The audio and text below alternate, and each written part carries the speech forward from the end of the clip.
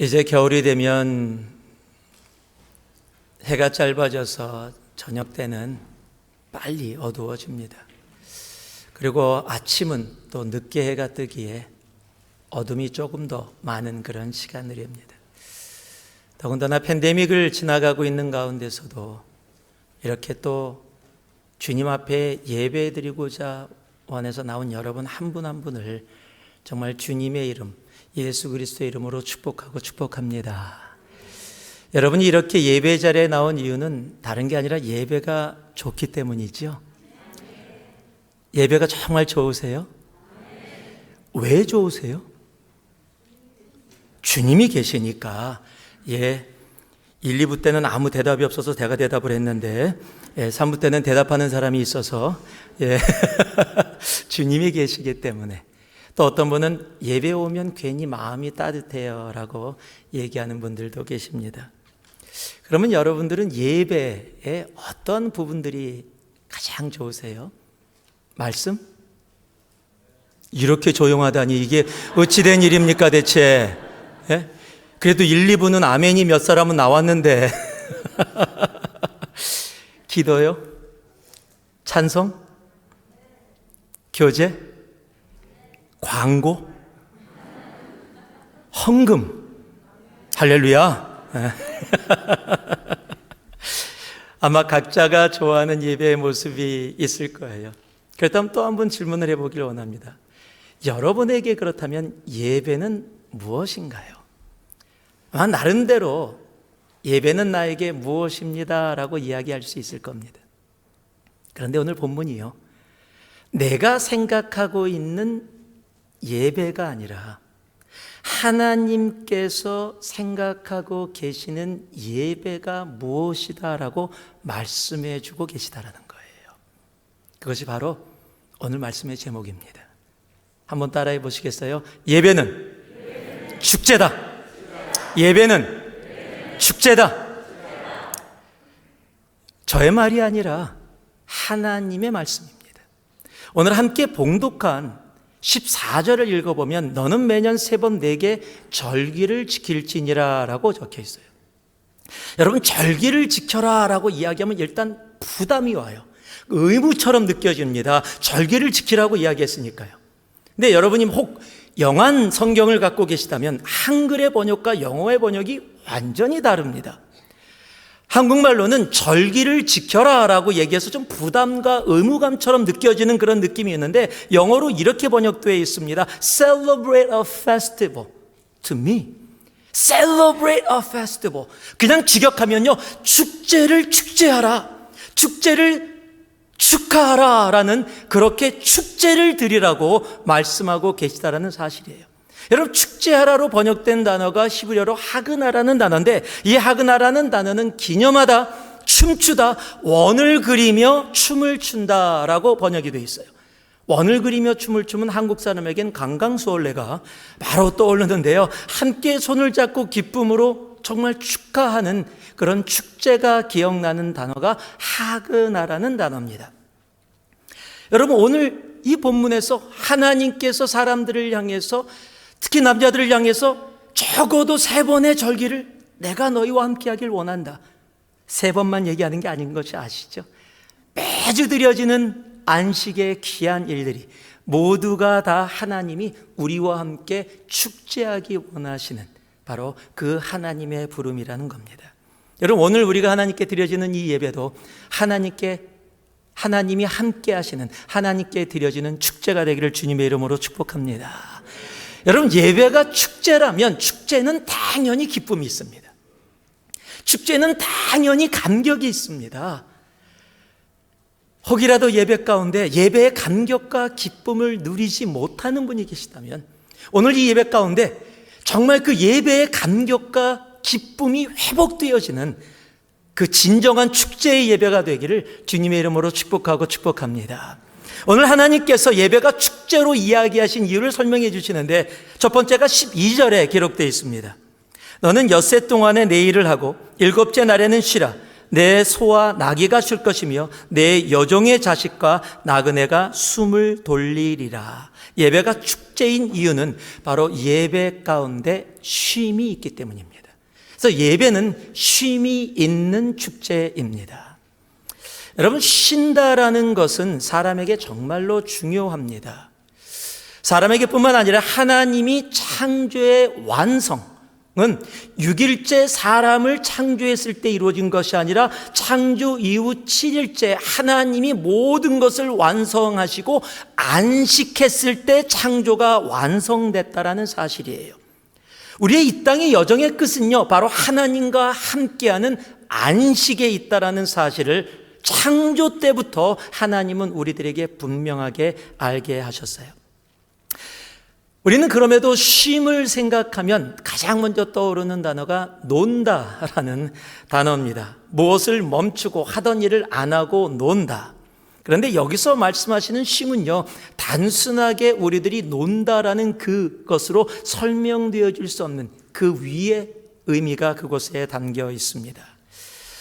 여기서의 쉼이라고 번역된 이 단어는 쉬다라는 단어는 샤밧이라는 히브리어로 기록되어 있는데요. 샤밧은 바로 세벳, 즉 안식을 의미하는 겁니다. 즉 이 안식은 하나님과 함께하는 진정한 평안이 있는 시간을 이야기할 때 샤밧, 세벳들을 이야기하는 거예요.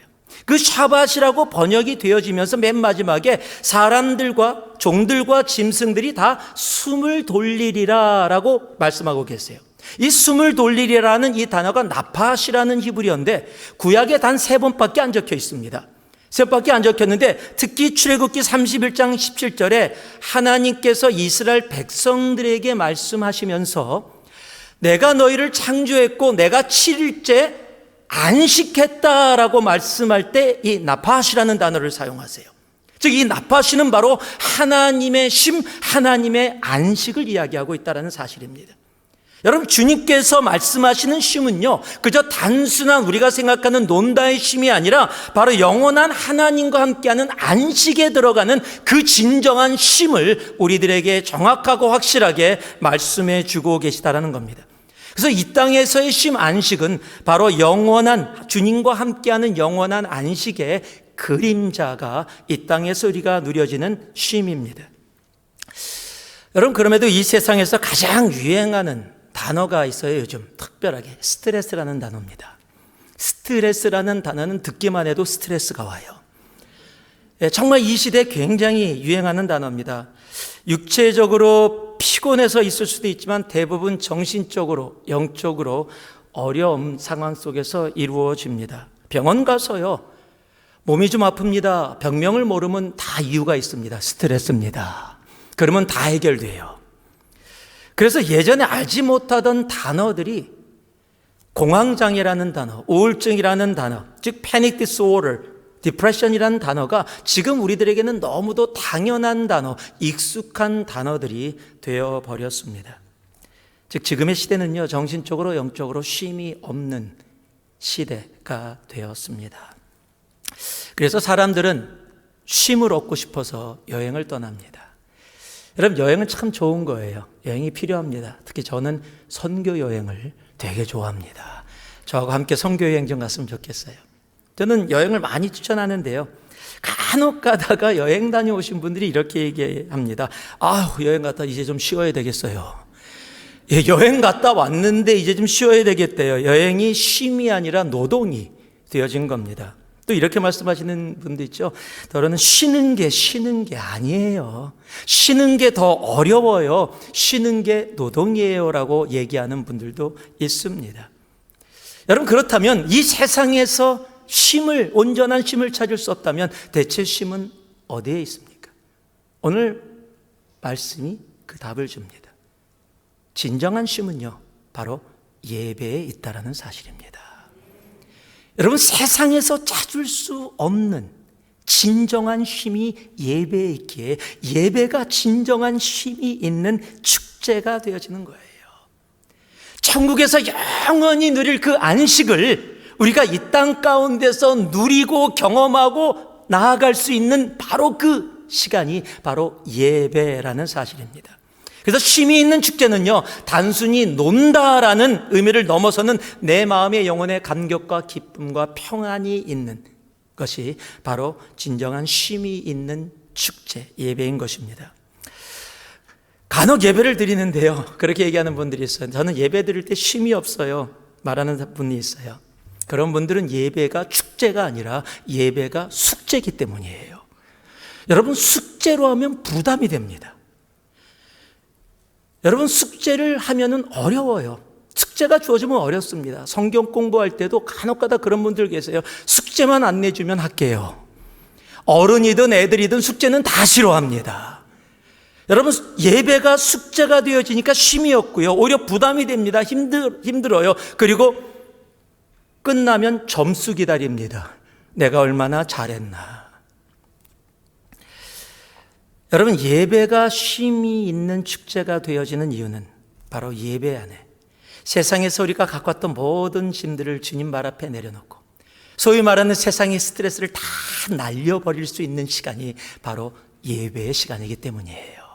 여러분, 오늘 이 예배를 통해서 여러분 삶 속에 있는 스트레스나 무거운 짐을 가지고 있다면 오늘 바로 주님 발 앞에 다 내려놓고 진정한 쉼이 있는 축제의 시간이 되기를 주님의 이름으로 축복합니다. 여러분, 예배는요 축제예요. 쉼이 있는 축제입니다.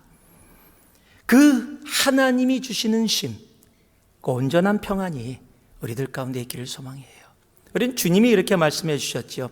요한복음 14장 27절에 보면 평안을 너희에게 끼치노니 곧 나의 평안을 너희에게 주노라. 내가 너희에게 주는 것은 세상이 주는 것과 같이 아니하니라. 너희는 마음에 근심하지도 말고 두려워하지도 말라. 누구의 평안이요? 예수 그리스도의 평안을 주시겠대요. 이 평안이 어떤 평안이라고요? 세상이 주는 평안과 다르다라고 이야기해요. 제가 미국에 처음 왔을 때 어떤 찬양을 부르다가 찬양의 가사, 성경에 있는 말씀인데 찬양의 가사에 넣어서 영어로 부르는데 맨 처음에 이해 못했던 한 단락이 있어요. 그게 찬양 가사 중에 뭐라고 되어 있냐면 Peace that passes all understanding 이라는 단어였어요. 세상의 모든 이해를 뛰어넘는 peace, 세상이 이해할 수 없는, 세상 가운데는 존재하지 않는 peace, 평안. 여러분, 그것이 세상 사람들에서 우리가 세상을 살아가면서 도저히 가질 수 없는 평안, 그 평안이 어디 있다고요? 예수 그리스도 안에 있어요. 그리고 그 예수 그리스도가 우리가 드리는 이 예배의 주인이십니다. 그래서 예배 안에 예수 그리스도가 있으시기에 예배 안에 그 진정한 평안이 있다라는 거예요. 그 쉼이 있어요. 세상에서 누릴 수 없는 쉼이 예배 안에 있는 겁니다. 여러분, 오늘 이 예배를 통해서요, 세상에서 얻을 수 없는, 세상에서 누릴 수 없는 진정한 쉼인 그 샬롬의 평안이 여러분의 심령 가운데, 여러분의 삶 가운데 차고 넘치는 시간이 되기를 주님의 이름으로 축복합니다. 여러분, 이 쉼이 바로 예배 안에 있습니다. 그래서 예배는요, 쉼이 있는 축제인 거예요. 여러분, 예배를 숙제로 드리지 마세요. 의무함으로 드리지 마세요. 지금 예배를 드리면서도 손 목사 말이 많다, 빨리 끊어라, 빨리 끝나고 내가 예배 끝나면 할 게 많다. 진짜예요? 여러분, 그런 분들이 계시다면 여러분, 예배가 진정한 평안이 있는 쉼을 안타깝지만 이해하지 못하시는 거예요. 이 예배 가운데 여러분, 진정한 쉼, 진정한 샬롬, 그 평안이, 그 하나님의 나파시, 안식이 우리들에게 정말 차고 넘치는, 그로 인해 평안 가운데 나아가는 놀라운 은혜가 오늘 이 예배 가운데 우리 모두에게 정말 차고 넘치기를 진심으로 소망하고 소망합니다. 또한 17절 말씀을 보면요, 우리들에게 이렇게 말씀해 주십니다. 내 모든 남자는 매년 3번씩 주 여호와께 보혈을 지니라. 예배가 축제인 이유가 또 있습니다. 그것은 예배 안에 바로 만남이 있기 때문이에요. 예배는 만남이 있는 축제입니다. 행복찾기 중에서라는 글이 있습니다. 그 글에 이런 글이 기록되어 있는 만남에 대한 글이에요. 제가 여러분께 좀 읽어드리겠습니다. 인생에서 제일 중요한 것은 만남입니다. 독일의 문학자 한스 카로사는 인생은 너와 나의 만남이다.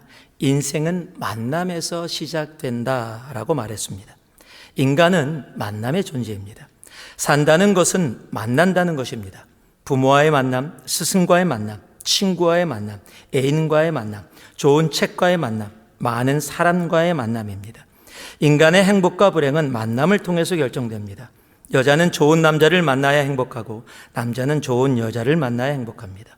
학생은 훌륭한 스승을 만나야 실력이 생기고 스승은 뛰어난 제자를 만나야 가르치는 보람을 누리게 됩니다. 자식은 부모를 잘 만나야 하고 부모는 자식을 잘 만나야 합니다. 씨앗은 땅을 잘 만나야 하고 땅은 씨앗을 잘 만나야 합니다. 백성은 왕을 잘 만나야 하고 왕은 백성을 잘 만나야 훌륭한 인물이 됩니다. 인생에서 만남은 모든 것을 결정합니다. 우연한 만남이든 섭리적 만남이든 만남은 중요합니다. 인생의 모든 변화는 만남을 통해 시작됩니다. 여러분, 만남은요, 정말로 그래서 우리의 삶에 너무도 중요합니다. 우리의 삶 가운데 있었던 많은 만남들을 통해서 오늘 우리가 이곳에 있는 거죠. 여러분, 새누리교회를 만나서 오늘 이곳에서 함께 이렇게 예배하며 주님 앞에 나아가고 있습니다. 저도 새누리교회를 만나서 정말 지금의 저가 있게 되어졌죠. 여러분, 만남을 통해 하나님이 우리를 지금의 이 모습으로 있게 해주세요. 내가 원하든 원치 않든 내가 알았든 알지 못하든 만남이 바로 지금의 우리를 이렇게 있게 하는 겁니다. 자, 그런 마음에서 혹시 부부나 아는 분들 옆에 계시면 내가 당신과의 만남을 통해 내가 있습니다. 한번 얘기해 보실래요? 당신과의 만남을 통해 내가 있습니다.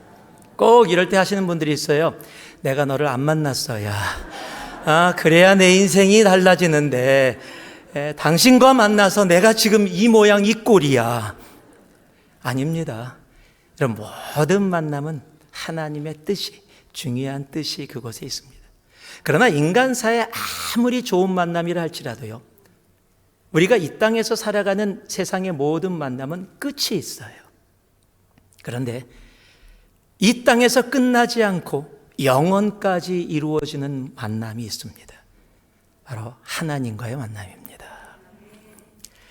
하나님과의 만남은 이 땅에서 끝나지 않고 영원까지 이어지는 만남이기 때문에 우리의 삶 가운데 가장 소중하고 가장 중요한 만남이에요. 오늘 그 하나님을 정말 개인적으로 만나지 못한 분이 계시다면 오늘 그 하나님과 정말 개인적으로 깊게 영적으로 만나는 놀라운 은혜가 여러분에게 있기를 주님의 이름으로 축복합니다. 여러분, 아마 트럼프 전 대통령 좋아하지 않는 분이 있으실 거예요. 그런데 트럼프 고개를 끄덕이는 분들이 계시는데 여러분, 트럼프 대통령이 그런데 여러분을 만나겠다고 연락이 왔어요. 그래서 오늘 예배에 참석하겠다고, 여러분을 만나러. 그럼 여러분 그럴 거예요. 나 트럼프 별로 안 좋아하는데 짜증나는데 글쎄 만나러 오겠대, 나를. 자랑하고 싶어서. 싫어하지만 트럼프 대통령이나 만나러. 트럼프가 싫으면 우리 바이든 대통령 해볼까요? 바이든 대통령이 나를 만나러 온대요. 그러면 괜히 바이든 나 바쁜데 오늘 왜 예배에 와서 만나자 그러지? 딴 데서 만나도 되는데. 자랑하고 싶어요. 유명한 사람이 나를 만나러 오겠다니까요. 지난주에 LA가 난리가 났었습니다. BTS가 왔어요. 근데 그 BTS가 여러분을 만나러 오겠대요. 이 새누리교회에. 와. 그렇지요. 난리 날 거예요. 어르신들은 BTS 모르니까 좀 나이 드신 분들은 송중기 씨로 합시다. 송혜교? 전지현. 괜찮아요? 지금 어르신들도 계시니까 우리 이미자 씨야.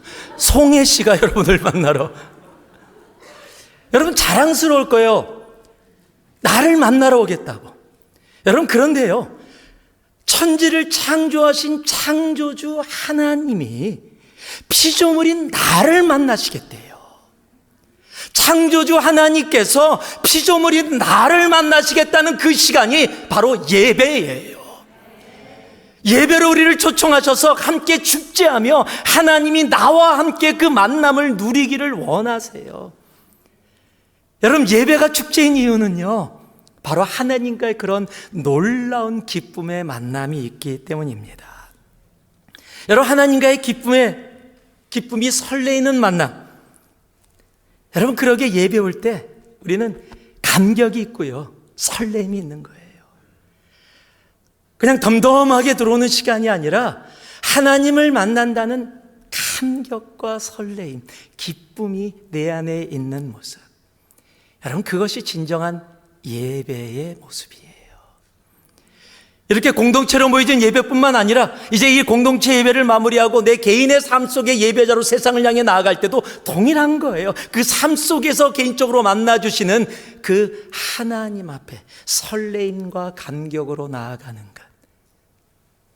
여러분, 하나님은 그러한 만남을 기뻐하십니다. 어떤 분이 만남을 이렇게 세 가지 모양으로 표현해냈어요. 하나는 생선 같은 만남이 있답니다. 그리고 다른 거 하나는 꽃과 같은 만남이 있고, 그리고 손수건과 같은 만남이 있다라고 이야기합니다.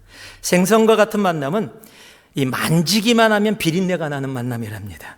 만나면 서로에게 좋지 않은 영향을 주기 때문에 시기하고 질투하고 싸우고 원한을 남기는 만남이 된답니다. 이런 만남은 오래가면 갈수록 더욱 부패한 냄새가 풍겨지게 된답니다. 절대 옆 돌아보시면 안 됩니다. 예. 둘째는 꽃과 같은 만남입니다. 처음 만나면 향기가 나서 좋아서 어쩔 줄 모르는데 금세 시드는 만남을 말한답니다.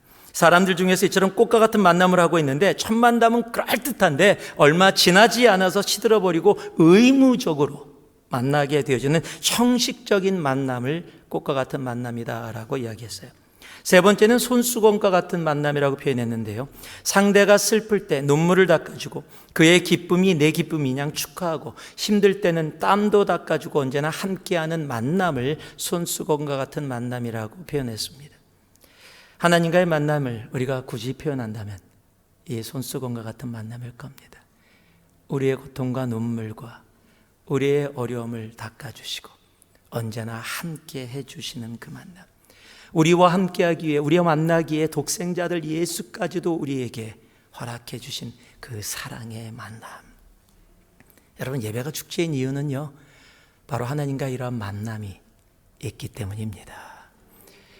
예배하면 결코 뺄 수 없는 성경 구절이 하나 있죠. 바로 요한복음 4장 23절입니다. 아버지께 참되게 예배하는 자들은 영과 진리로 예배할 때가 오나니 곧 이때라. 아버지께서는 자기에게 이렇게 예배하는 자들을 찾으시느니라. 하나님이 왜 찾고 계세요? 너무 사랑해서요. 함께하고 싶어서요.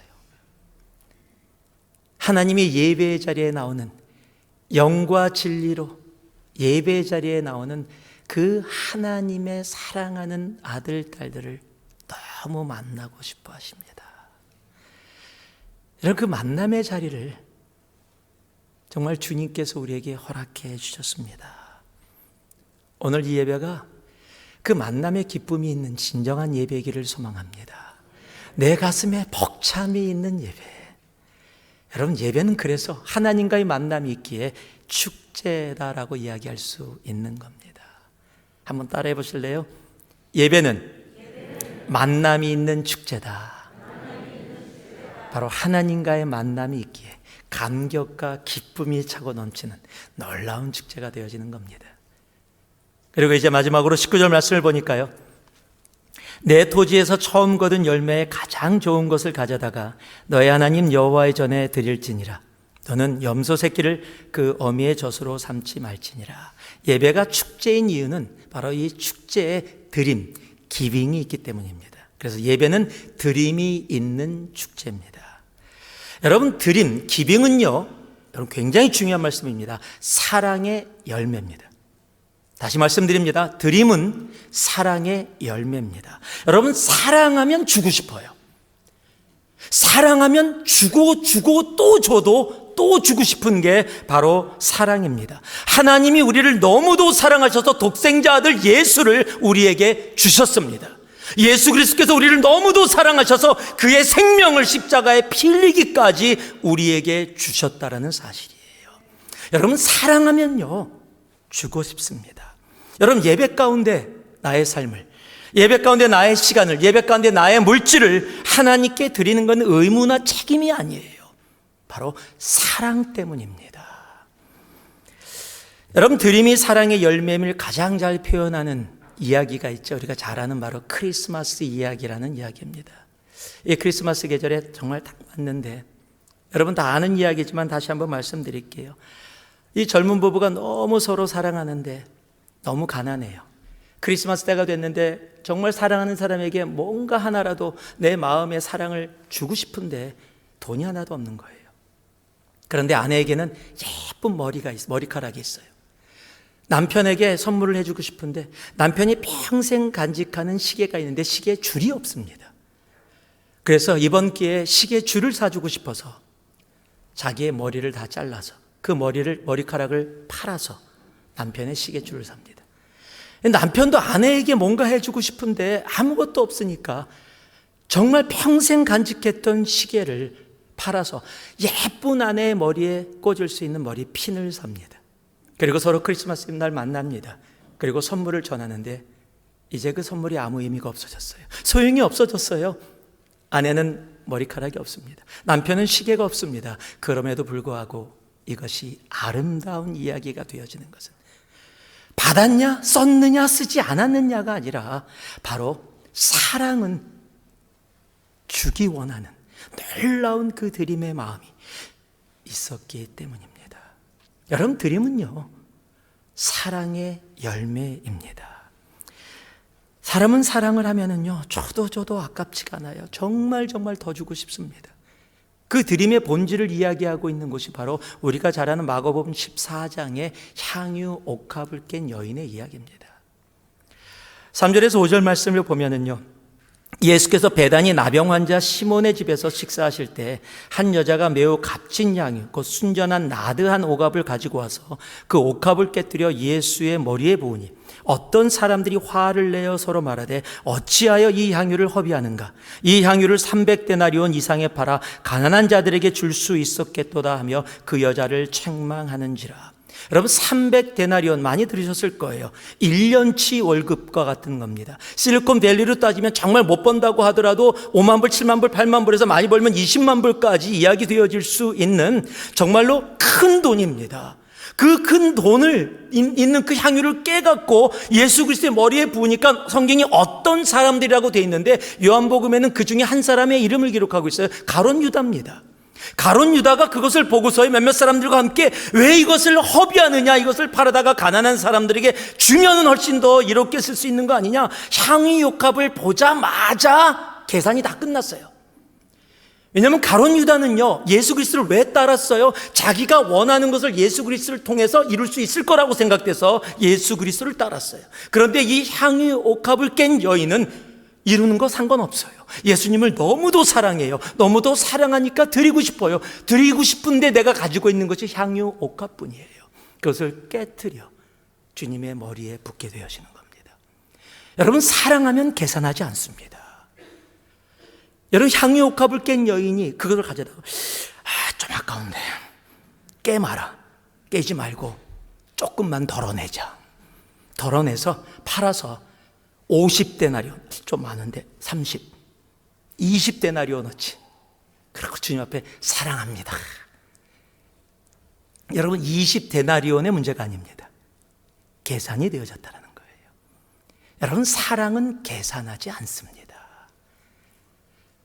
내가 사랑하면 계산이 되어지지가 않아요. 그러기에 드리는 거예요. 그러기에 내 것을 더 드리길 원하는. 여러분, 사랑하는 아내나 사랑하는 남편, 사랑하는 자녀에게 여러분 크리스마스 때 또는 보통 때 선물을 사서 무엇을 줄 때 여러분 아까운 마음으로 주십니까? 아니잖아요. 사랑하기 때문에 아깝지 않잖아요. 자녀에게 주면서도 요놈이 커서 이거 언제 갚으려나? 여러분 그렇게 주십니까? 아니잖아요.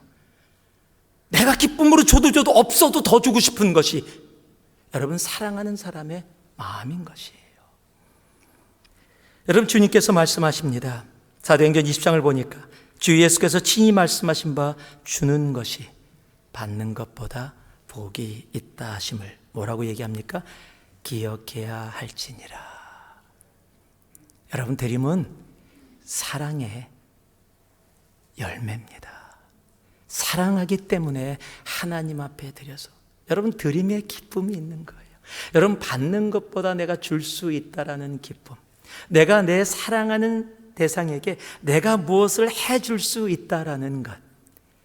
여러분, 동일하게 내가 사랑하는 나를 위해 십자가에 죽기까지 사랑하신 예수님께 내가 내 시간을, 내 마음을, 내 삶을, 내 물질을 하나님 앞에 드릴 수 있다라는 기쁨.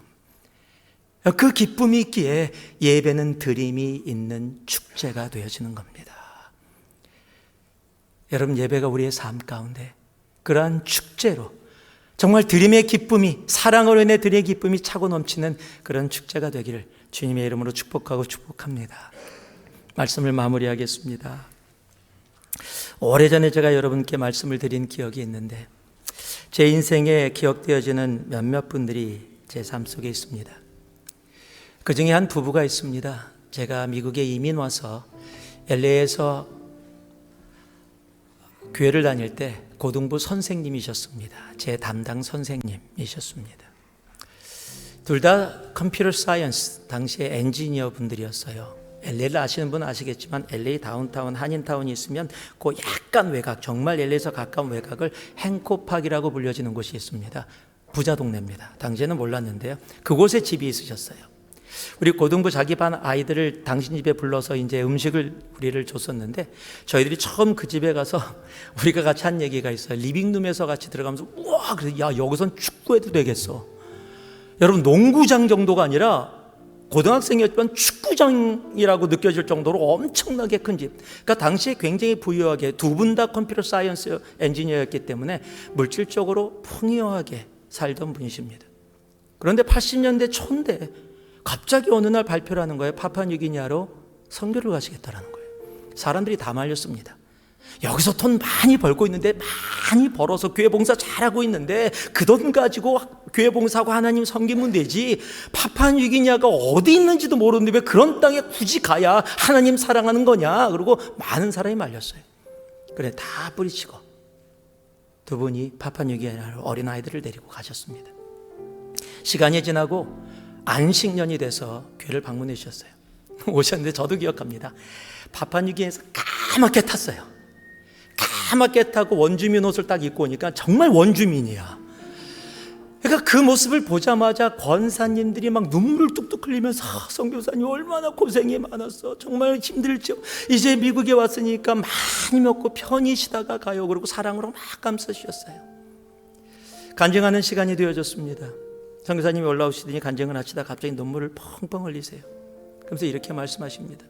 역시 홈처치에 오니까 여러분들이 저를 사랑으로 받아주셔서 너무너무 감사합니다.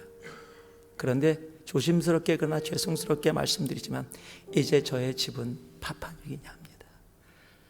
저는 안식년 선교사로서 해야 될 일 때문에 이곳에 와서 많은 교회를 다니면서 하나님이 하신 일들을 나누고 해야 돼서 안식년으로 이곳에 있지만 제 진심된 마음은 저는 지금 그 파푸아뉴기니아로 가고 싶습니다.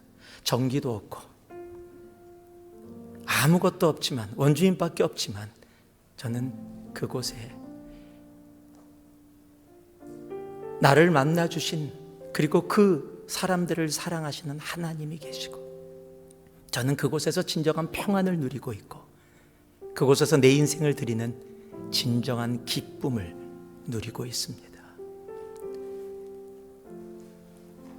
여러분, 이 땅에서 컴퓨터 사이언스를 하면서 나름대로 성공하고 나름대로 잘 나가던 부부가 아무것도 없는 그 땅, 전기조차도 없는 그 땅에 가서 왜 자신의 인생을 다 드리며 그곳에 가 있을까요? 여러분, 하나님과의 만남이 무엇인지 알았기 때문이에요. 여러분, 진정한 쉼은 돈이 아니에요. 여러분, 편안이 아니에요. 평안이에요. 돈 있으면 좀 편안할 수 있을지 몰라도요, 그곳에 진정한 평안, That peace passes all understanding의 그 평안은 절대 존재하지 않습니다. 그리고 그곳에 내 인생을 들임의 기쁨, 여러분 잠시 다녀오신 것이 아니라 은퇴할 때까지 파푸아뉴기니아에서 생활하셨어요. 제 인생 가운데 제가 존경하는 분들 중에 정말 손꼽히는 분이십니다. 우리들 가운데도 그런 만남이 있기를 소망합니다. 우리들 가운데 그런 진정한 평안을 누릴 수 있기를 소망합니다. 우리들 가운데 내 인생의 전부가 아닐지라도 내 시간, 내 은사, 내 삶에 있는 것들, 물질, 여러분 그 드림의 기쁨이 무엇인지를 이 예배 가운데 누리며 나아가는 우리가 되기를 소망합니다. 그럴 때 여러분 매주 드리는 예배뿐만 아니라 삶 속에서 주님과 함께 나아가는 예배가 축제가 될 겁니다. 그 축제의 삶을 살아가는 우리 모두가 되기를 예수 그리스도의 이름으로 축복하고 또 축복합니다. 기도하겠습니다.